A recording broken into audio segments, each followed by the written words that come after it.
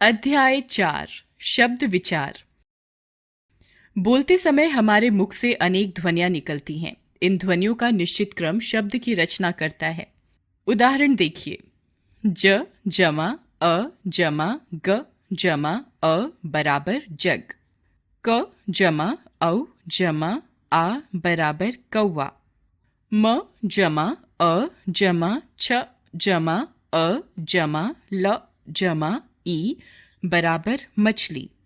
ब जमा आ जमा ल जमा अ जमा क जमा अ बराबर बालक। यहाँ जग, कौवा, मछली तथा बालक ध्वनियों यानी वर्णों के सार्थक समूह हैं। इन सभी वर्ण समूहों में अर्थ निहित है, अतः ये शब्द हैं। इस प्रकार हम कह सकते हैं कि वर्णों के सार्थक समूह को शब्द कहते हैं। पद। जब शब्द वाक्य में प्रयुक्त हो जाता है तो वह पद कहलाता है। वाक्य से पृथक रहने पर ही वह शब्द होता है। चरित्रवान बनो, इस वाक्य में 2 पद हैं। पाप से बचो, इस वाक्य में 3 पद हैं। शब्दों का वर्गीकरण। शब्दों का वर्गीकरण निम्नलिखित आधारों पर किया जाता है। अर्थ के आधार पर शब्दों का वर्गीकरण। अर्थ के आधार पर शब्द 2 प्रकार के होते हैं। पहला सार्थक शब्द, दूसरा निरर्थक शब्द। सार्थक शब्द। जिस वर्ण समूह का स्पष्ट रूप से कोई अर्थ निकले उसे सार्थक शब्द कहते हैं। जैसे रोटी, पेड़, आदमी, रात, नदी, दिन आदि।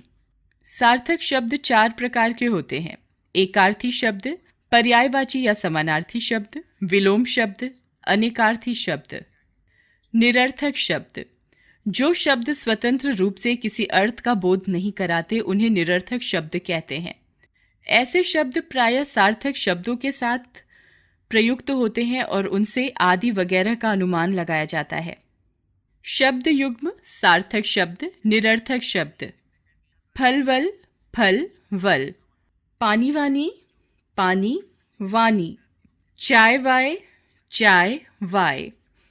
इनके अतिरिक्त खटपट, सरसर, बड़बड़, चटपट आदि भी निरर्थक शब्द होते हैं। व्याकरण में केवल सार्थक शब्दों पर ही विचार किया जाता है। उत्पत्ति के आधार पर शब्दों का वर्गीकरण।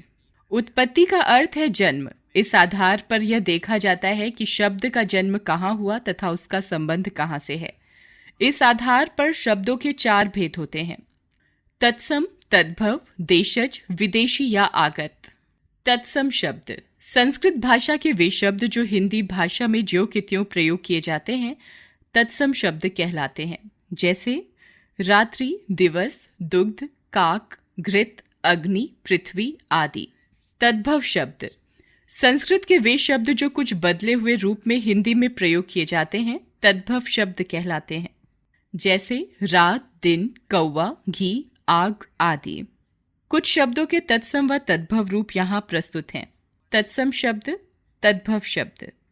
तृण, तिनका, कूप, कुआं, मत्स्य, मछली, सर्प, सांप, चंद्र, चांद, सूर्य, सूरज, हस्ती, हाथी, चूर्ण, चूरन, उलूक, उल्लू, इष्टिका, ईंट, व्याघ्र, बाघ, दधी, दही, निद्रा, नींद, कर्म, काम, कर्ण, कान, निम्ब, नीम, अक्षी, आंख, आम्र, आम, हस्त, हाथ, पद, पैर, प्रस्तर, पत्थर, ग्राम, गांव, मीन, मछली, अश्व, घोड़ा, उज्ज्वल, उजला, घृत, घी, शीर, खीर, मगर, मगरमच्छ, गर्दभ, गधा, उच्च, ऊंचा।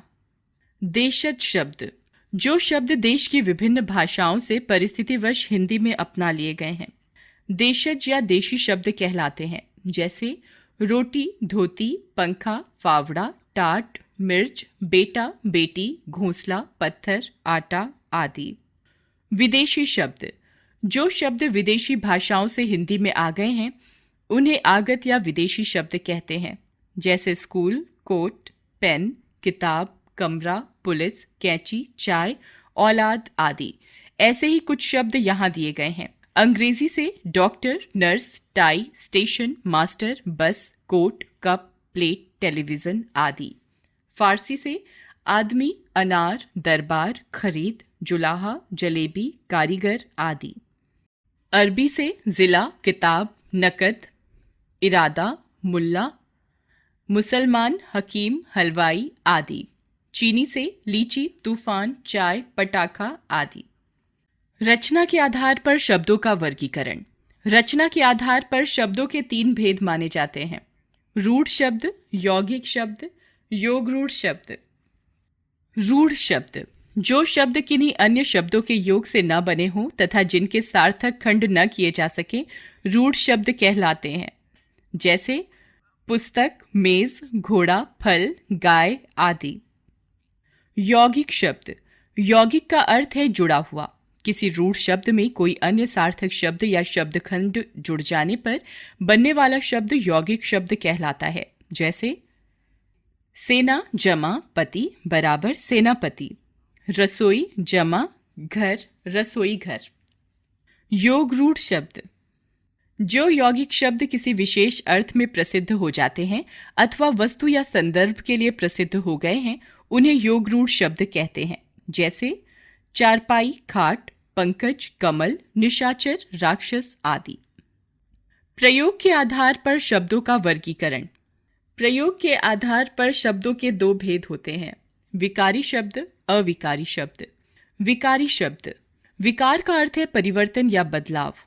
वाक्य में प्रयोग करने पर जिन शब्दों के रूप, लिंग, वचन और कारक के अनुसार बदल जाते हैं वे विकारी शब्द कहलाते हैं। विकारी शब्द 4 प्रकार के होते हैं: संज्ञा, सर्वनाम, विशेषण, क्रिया। शब्दों में विकार: संज्ञा लड़का, लड़के, लड़कों, लड़की, लड़कियां आदि।